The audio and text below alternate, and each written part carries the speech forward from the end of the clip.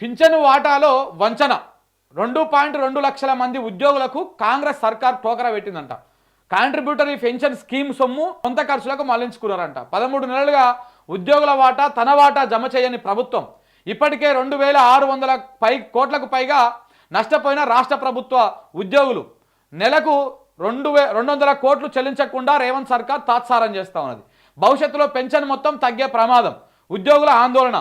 CPS రద్దు హామీని అటకెక్కించి భవిష్య నిధితో బంతాట ఆడుతూ ఉన్నారంట. డిఏ ఏరియర్స్ సైతము వాయిదా పద్ధతిలో జమ చేస్తున్నటువంటి ప్రభుత్వం ఉద్యోగుల పింఛన్లను కూడా మింగేస్తూ ఉన్నది.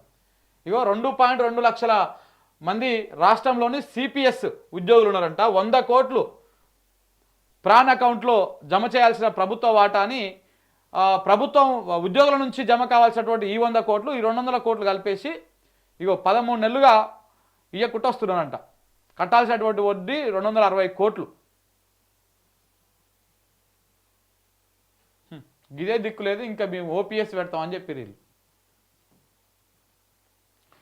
స్థానిక భయం, సీఎం దూరం.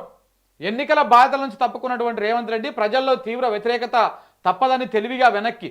జిల్లాల ఇన్ఛార్జి మంత్రోదయ అభ్యర్థుల భారం, స్థానిక ఎన్నికల్లో గెలుపు కష్టమేనన్న సంకేతాలు. పిసిసి రాజకీయ వ్యవహారాల కమిటీ భేటీలో ముఖ్యమంత్రి వ్యాఖ్యలు ఇందుకు నిదర్శనం కనపడ్డది.